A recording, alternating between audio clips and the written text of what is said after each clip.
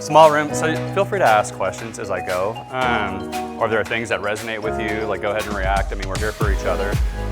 So here's a little sizzle reel of a implementation that we did at the Cannes Film Festival a couple months ago. I'm going to talk about this as a way to do lightning strikes, right? Like, so an issue that we have as a company is we've been around for 19 years. Everybody knows this is like the stock photography company. We actually do a bunch of other things that nobody knows about, and I didn't know about until the company had reached out to me. So as background, I was CMO at 3 other companies. One was a company that was acquired by Salesforce, and then 2 startups. So I was like target audience for Shutterstock and what they wanted to do. And I had no idea. We have a custom studio business that does all the custom studio work for Amazon. We have a 3D business that helps like Netflix with like TV shows. We participated in the new Muppets movie that's coming out, the Thor movie that just recently came out. And I was like, oh my gosh, we have the coolest story nobody knows. And so we've been investing heavily in these sort of lightning strikes, and I'm happy to talk a little bit more about that in a minute. So the role of the CMO has changed. And again, this is now my 4th company as CMO, and I kind of give this talk a lot around, how do you keep up? Right? I mean, it's become much more technical. It's become much more financial. It's changing very rapidly, right? With the technology, like ABM and product-led growth, and you're just like, okay, I'm a brand person or I'm a demand person. Even like the nature of demand has changed a lot. Cookieless and sort of display ads and how Google handles that, and everything's changing so fast. The average tenure now for CMO, depending on who you look at, it's somewhere between 14 and 18 months. So big companies, 18 months, small companies, 14 months. And so essentially, like your path on the way out probably starts like 8 months in, 9 months in. And there's a lot of reasons for this, right? One is companies don't always necessarily know what they're looking for, right? So one of the companies that I advised last week said, hey, we're looking for a CMO. Do you know anybody? And I was like, well, what are you looking for? Are you looking for like a demand gen person, a product marketing person, a field person, kind of like what are you? And I'm like, well, we're looking for a brand person. And I was like, this company's maybe $5 million in revenue, like 80 people. And I was like, that's really interesting that you're looking for a CMO at this size. And you're small, you're new, you're looking for your first CMO. Like, why would you start with brand? And by the way, they sold security software. So it's like enterprise security software. And I'm like, why are you looking for the brand? Like, well, we don't know how to tell our story. And we don't know how to enable the field. And we don't know the right words to use. And I was like, I don't think you know what you're looking for. Like, no offense, but that's not necessarily a brand person. I think what you need is a product marketing person who understands brand, who understands demand. But anyway, like that's really, really common. Like I advise a lot of companies through like Kleiner Perkins and Sequoia and others, and it's super common, right? Companies are like, I want to be in the Wall Street Journal, I need a CMO. Or I want marketing to generate 80% of my enterprise pipe or whatever, I need a CMO.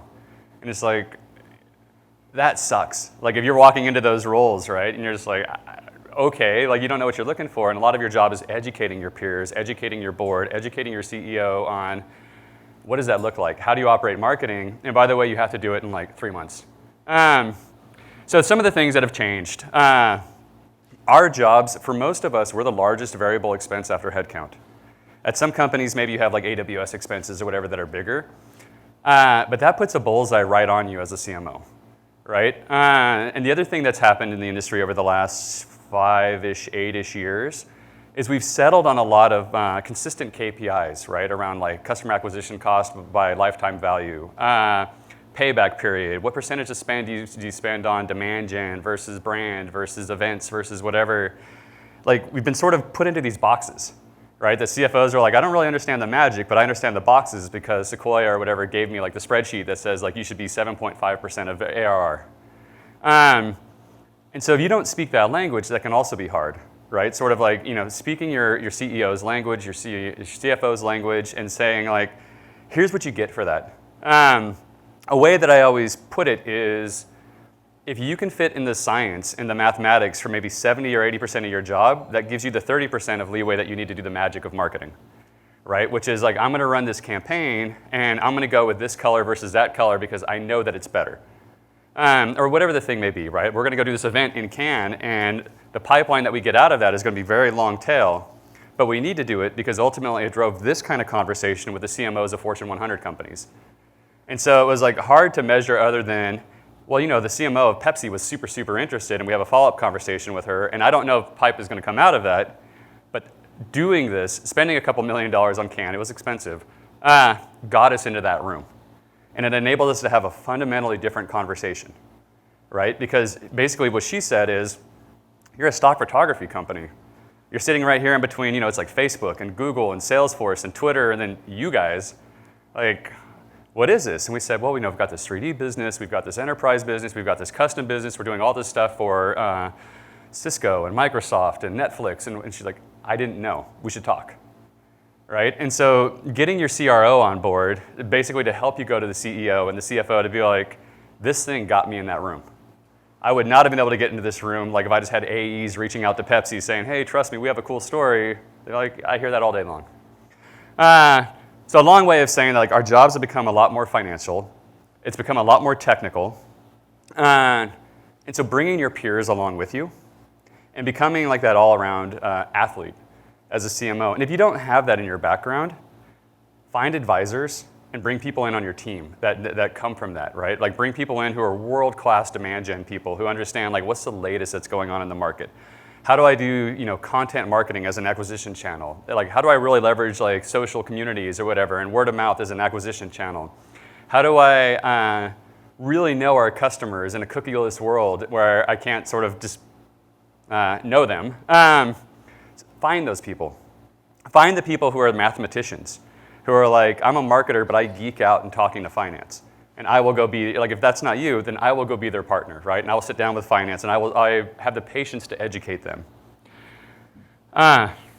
So yeah, it's becoming more and more of a math problem. And like I said, the way I've always thought about it is you can't fight the math problem, right? It's a failing proposition if you try to fight the math problem and say, oh, marketing is magic and marketing is feel. You have to understand and embrace the math problem of, I know the boxes that you expect me to fit into. Here's how I'm going to do that. Literally, that's a weekly exercise. And it's something you have to learn to love if you don't already, because if you get frustrated by it, then it's easy for people to say, like, oh, you're just marketing, you just want to go do, like, sexy big things or whatever, but you don't want to be on the hook for, like, ROI. So some ways that I've thought about it in some of the companies that I've been at. One is hiring the right people. And what I mean by this is marketing has changed so much in the last 5 to 10 years. The technology, the how you do it. I think that change is only going to accelerate. With ABM, with product-led growth, as marketing becomes much more technical, much more integrated into product, and the product experience, your ability to actually, like, understand the technology and speak engineers' language, speak products language. So hire people who've seen great. Like, hire people who've done it. Hire people who thrive at that. Even if maybe you're taking a risk on kind of like an up-and-comer as opposed to somebody who's coming from, like, a big brand or, sort of a sexy company. It's like you want people on your team who are the entrepreneurs, who embrace change, who drive change, because that's the type of DNA that you need. If you have a team of people that are, well, here's the way we've always done it at, big co-X, kind of thing, that's friction in the system, right? And it's hard to move those people along fast enough. If you're like, we have 3 months to figure this out. Big co-X or whatever had 20 years to figure it out, and it's kind of a machine. Our jobs are going to change, and you have to drive that change. The other things I look for are people who are self-empowered. So people who think of themselves as, like, CEO of my own job, right? Which is, I've got goals, I have resources, and I have to make the decisions every day in my level or whatever around what am I going to do to maximize the company's output. And then obviously our job as leaders is to set, like, really clear OKRs, right? Really clear goals, like set a picture of the mountain. And there's, like, a whole story, the session after me, I think, is storytelling, right? And so it's like, that's our job, is here's what we think the future looks like. Here's how I think we get there. Here are the goals. Here are your resources. You go execute and let me know what you think we should do to get there. And so I look for people who could do that. And I also, like I said, look for people who've seen great and have the scars that come from that, which is, oh, well, here's what we tried at Twilio, or here's what we tried at Amazon, or here's what we tried at, Peloton, and it didn't all work out. Like, it looks cool on the outside, but on the inside it was actually messy, because they'll know how to bridge those and have those conversations internally when you have people who are like, does that make sense? I don't want to do this, or whatever. They're like, I've seen this show before. I know what the CRO is going to do 3 months from now. So you want people who've done that. The next thing, and this is like, core marketing, is we're the voice of the customer, right? And so our job is really understanding who are our customers, what are their pain points, what are their aspirations, what's going on in the market, who are our competitors, what are they doing, what are we up against, and bringing that back into the company, right? And so we paint a picture for the product team, for the sales team, for the CEO, for the CFO, for the board, for Wall Street, or our investors, which is, hey, here's how I think the world's going to change over a year, 2 years, 3 years, and here's what we're doing to make sure that we're driving that change and not reacting to that change. And so, again, like most of us, I think, naturally gravitate towards that by the nature of being in marketing. But it's really like, that's our job, right? And that's how, one of the ways that we keep our seat at the table is we're representing the voice of the customer. Be best friends with your customer service team, right? Because they're the ones who are hearing all the bad things. And quite often, it's us in sales that are causing some of the bad things, right? Because we don't talk about things the right way, or we use a lot of superlatives. We're like, oh, we're the best, blah, blah, blah, blah, blah. And success is like, we're not really the best at blah, blah, blah, blah, blah. And so make sure that you're hearing that, right? And talking to customers. There we go. And then I already spoke about this one. I call this strongly asserted, loosely held, right? Where do I think we're going to go in 2 years, 3 years? What do I think the paths are for us to get there? So people are like, I understand enough of what we're trying to do that I can execute. Loosely held in, I try to break it up into like 2-week chunks, right? Which is we're going to iterate our way to excellence. We're not going to sit here and spend 6 months or whatever trying to paint the perfect picture, because by then the world's changed. It's like, I roughly think this is the market we should be in. These are the bets we're going to place, and then build the systems where people can run experiments, and maybe you're failing half the time, right? And the way I try to set it up, and this is a big culture change at my current company, because in the past, like we weren't set up for, I don't want to say we weren't set up for failure. Failure in experiments received a lot of scrutiny, right? It's like, well, what's this, and what'd you learn, and how'd you do it? And it's like, you should have a learning mechanism for sure. But if it's not like celebrated of like, oh, you learned something, what are we going to do differently? People's behavior quickly locks up, right? They're like, I tried this experiment, it didn't work out, and the CEO called me out in front of a bunch of people. I'm not going to do that again. As opposed to, okay, that's cool. It was a lightweight experiment. It took 2 weeks. You learned something. We're going to do something different. Like just fostering that kind of mentality. So I alluded to this a little bit, which is good thing, bad thing. Right? We've been around for 19 years. Almost everybody knows us. Unfortunately, half the people think that we make photo books for Christmas, and that's kind of a bummer. They're like, oh, I love your Christmas books. I'm like, that's not us, but thank you. But nobody knows like the sexy part of our business, right? Like the point, like we're making TV shows, we're making movies, we're doing editorial and news, and so like we do all the press stuff and all the editorial stuff for people like Rihanna and Britney, and you're like, wait a minute, you're the same company that does stock photography, but also celebrity, but also custom studio. And it's like the secular theme that's happening in our industry is, one, things are changing. So if you're Britney or if you're the Times, you're like, do I do an NFT? I don't know. Am I in the metaverse? I don't know. Should I do this? We've enabled them to basically like dip their toe. So it's like their low-cost experiments of like, okay, I'm Dior and I want to have a metaverse thing, but is it worth $5 million to me? Is it worth $500,000 to me? Like, how do I sort of get here to there? We've made the investments to make that easy for them. The other thing that we've seen in the other secular trend is the bar for quality keeps going up, that everybody's expected to have an amazing experience, even if you're like a one-woman business running a welding shop, or if you're Meta. You're like, I have less budget, less time, but people expect amazing things. And that's where our background as like a stock photography company really helped. And we've acquired all these other companies and pieces around like custom studios and 3D and music, and if you want a custom John Mayer song, like we do all of that because like we're the only company that's set up that allows you to do that, right? If you have to do like, I got to do really fast, I need a 3D scan of a soccer stadium in Dubai by 2 weeks from now. And we're like, we have people there who could do that. And so even like the big agencies like McCann, like they come to us and they use us as kind of like their outsourcing, right? Which is like, okay, you've got the photographers and the videographers and the 3D models like all over the world. We need help. And so we had to tell that story. And again, like this is like, we've been around for 19 years. It was like stock photography. Over the last 3 years, we set a new vision of we want to be this end-all creative company. And we want to sit in the middle of, the design companies like Adobe, the stock companies like Getty, and the agencies like McCann, and sort of like sit in this sweet spot, which is like, how can we be the company that bridges all three? But we had to find ways to tell that story. And so I'll just show some of the examples that we had. So I already spoke about, bad presence. I'm wearing the same shirt that I was wearing in France 2 months ago, so I should have caught that.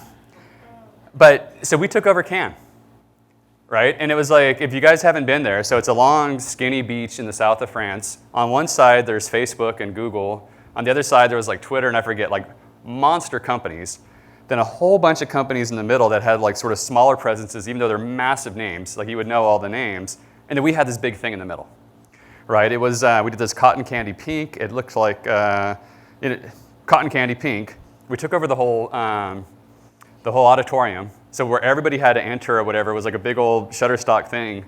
So I forget what it was, 10,000 people, something like that, mostly C-level people, had to walk through our experience. And right in the middle, we had this big thing. And like everybody else, if you haven't been to Cannes, Cannes like the capital of rosé, right? And so we had, of course, like our rosé and air conditioning. And so basically, plus it was like kind of like this, like 95 degrees and 90% humidity or whatever in France at the time. So basically, as people were going back and forth between the Metas and the Twitters, they didn't have to, but they wanted to stop on our thing because you're like, wow, that looks really cool. It's this big, pink, fluffy 3D cloud thing. You're giving away free rosé, and you have air conditioning. And it allowed us to have a conversation, right? Where all, like I said, the CMOs of really cool companies are stopping by going, you're a stock photography company. Like, why are you spending millions of dollars here? Like, what's the ROI? Like, how'd you basically like, hey, I know you've been CMO for like 2 months. How'd you get away with this? And yeah, I mean, we'll see what comes out of it, but we got a lot of really cool conversations out of it. Similarly, another area that we play in is 3D. And so we've got a pretty big 3D business. And the way that this is used is a number of ways. So if you're Netflix and you have to crank out, 50 new movies a year. In the past, or 50 new TV shows a year. In the past, you'd have like a year to work on a TV show, right? A year, 2 years to work on a movie. And now you're like, I got to crank like 50 of these out. Or if you're Amazon, same thing. Same thing if you're a video game company. You're like, I got to go crank out like a new version of this video game every single year. And so one of the things that's been really good is people will buy our 3D models of things, right? Because nobody's going to notice if it's like the same car crash in 2 different movies or the same like 3D render of like a video of a barrel or something across like 20 different video games. You just kind of reskin it. It's a lower cost way for them to make production. And so we do things like big splashes, like Autodesk has like the biggest 3D event. And so we go participate in that, and again, sort of show, it's like, here we are with the Muppets, here we are with Thor, here we are in, like the latest video game, here we are on Netflix, and people are like, I didn't know that. I didn't know that that was possible. And so for people who are 3D geeks, like, that's pretty impactful, because they're basically like, you've made my job way easier, and I didn't know that you existed. So the story there is, be where your audiences are, and as a marketer, look for the ability to have a lightning strike, right? Like, look for the ability to make them, basically give them like cognitive dissonance of the, I thought you were this, but you're showing me something that's really not what I thought you were. Tell me more about that. Because then you have the opportunity to have a conversation. And then we're excited to also bring back our in-person event. And so basically, this is our opportunity. We call it Pixels of Fury. It's where we bring creators for, it's kind of like a hackathon for creators, right? So it's a big party that's in celebration of creativity. And it's also a hackathon where we get some big name and some not big name world-class creators basically on stages and have them compete with each other. Of like, oh, you have a design challenge, do it in real time in front of everybody, right? And if you're not a designer, you're like, that sounds terrible. Like, if I had to do that in Photoshop, like, nobody would want to see it. But for these people, it's amazing, right? Because they're like, one, I get an outlet as a creator because all of my peers are here and the companies that I'm also trying to sell to are here. And it's just a cool event. So, and again, leading into the next session, to wrap up, what story are you trying to tell? And then how do you tell that story? Where is your audience? How do you tell that? How do you think really big? Solving the math problems of the, hey, I spent a bunch of money on SEM, here's exactly how that's going to perform. I spent a bunch of money on in-person events, here's exactly how that's going to perform from pipeline, gives you the leeway to do some of the magical things that you're like, I have a hard time telling you, is like Cannes worth 2 or 2.5 million? It's like, I'll come up with a model that's like, I think it's worth 2.5 million or whatever, but I can get some like squishiness in that because I focus on the math problem for the rest of marketing. And then look for your lightning strike moments, your opportunity just to do something, like I said, really big that just causes like the cognitive dissonance, the people to say like, oh, I didn't think about your company that way. And I'd love to connect. I'm here. Skip is our head of brand. He's also here. So if there's anything we can talk and help with, like let us know. And that's it for us. So thank you guys for your time and have a great day.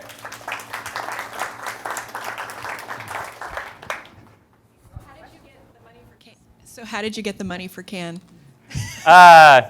This is where being really close with the CRO is important because basically he's looking for lightning strikes because his issue as the head of enterprise sales, right, is my people go into a room and nobody knows our story.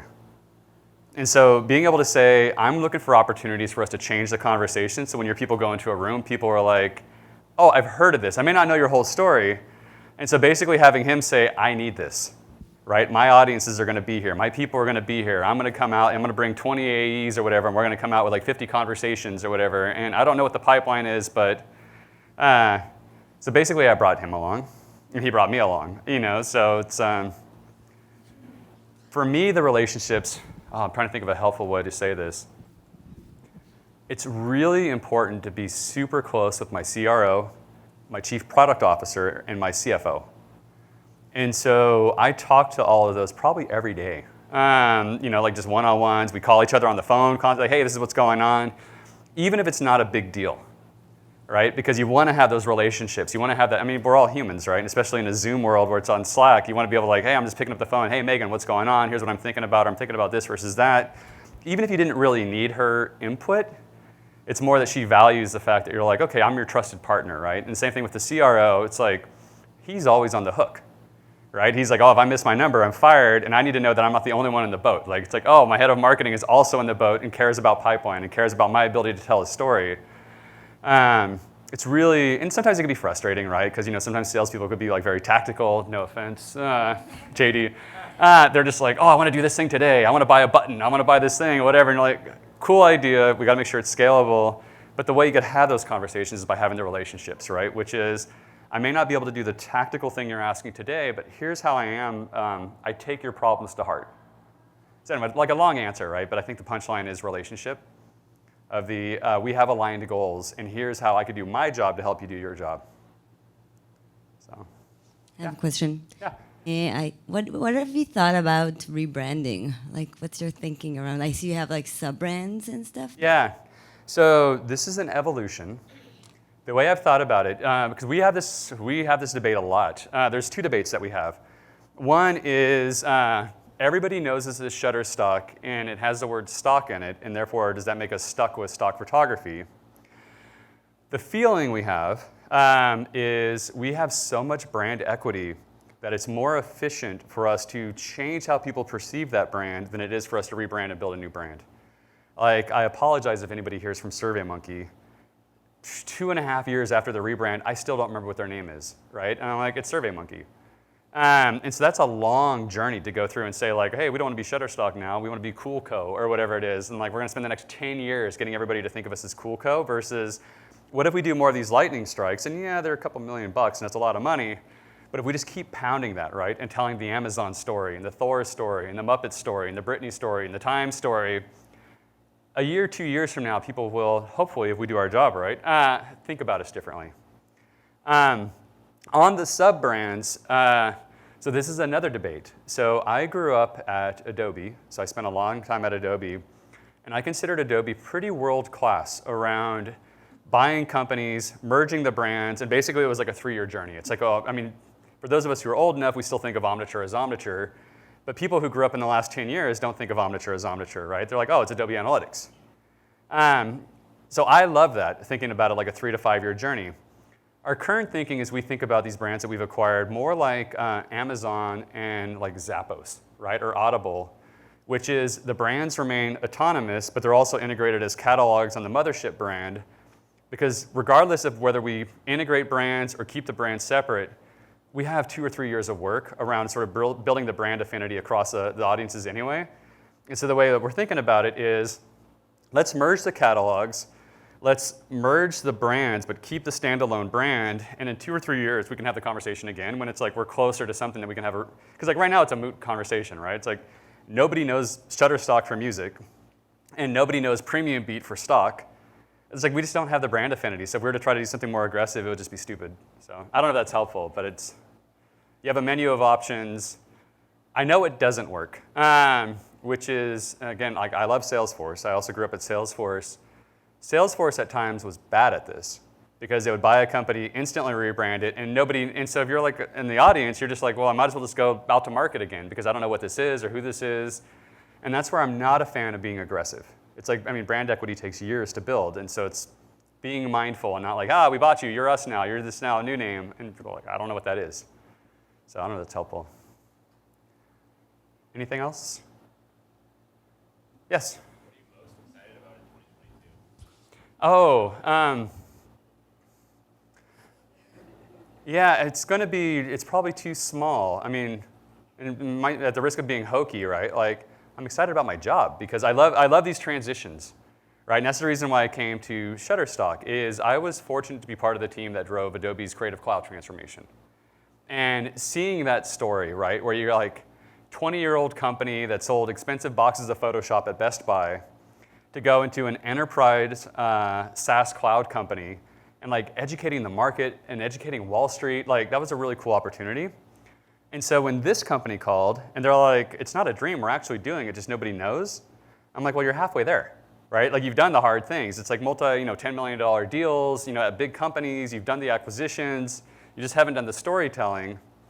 So in some ways, like that makes my job easier, right? It's like, okay, like at Adobe, it was a dream. It's like, we think we want to go do this other crazy thing. And I'm always happy to talk about that story. People want to know like what going through really crazy transition is like. Where literally you're sitting with the CEO and you're like, okay, we're either going to be heroes or fired in 6 months. You're like, we totally messed this company up. Anyway, like we're further along than that. Go ahead. So considering it's a longer journey, Yeah. how do you show your CEO that progress? Yeah, and so the green shoots that we do are things like brand perception measurement. Right, and so literally the cheap way that I think about it, and again, like I just spent a lot of time in startups, and so I'm like, I care about good enough and scrappy. Go hire a research agency for 20 grand a quarter, whatever, to say we're going after these 500 companies, these like 20,000 people. Go survey 1,000 random of them like every quarter, and go. When you think about companies that help you with your custom studio work, you think about A, McCann, B, Canva, I don't know, whatever, C, Adobe, or D, Shutterstock, and like, does that change over time? Right? When you think about people that are like world-class 3D companies, do you think about, whatever, it's like, just run that because you can get it out in the market like relatively cheaply, relatively quickly, and you're like, we're figuring out measurement, we're figuring out all of that stuff, but meanwhile, like, we're doing campaigns that move the needle, and moving the needle is our audiences are thinking about us as like more than 10 free images. So wish me luck. It's early here, so it's worked at other companies. So to that point of measuring brand, you mentioned that you took over Cannes. And my company does kind of the similar thing, but where we struggle is how do you effectively measure eyeballs? Because that's pretty much what it is. So how do you do it, and what is the biggest challenge there? Yeah, there's, I'm trying to think if I can give a simple answer. Cannes is expensive and complex. But measuring eyeballs was literally measuring eyeballs, and because it was our audience, it's easier, right? When you're literally like, oh, the CMO of Nike, and the CMO of Pepsi, and the CMO of Salesforce, and like anybody in the company is like, yeah, that's who we want to talk to. So that one you get like a little bit more squishiness because you're like the people you have.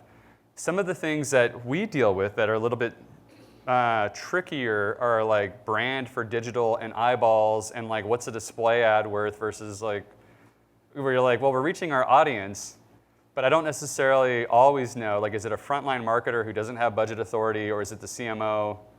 And that's where it's some of those, like, we kind of just draw a line in the sand, and we're like, here's the way we think about it based on other companies.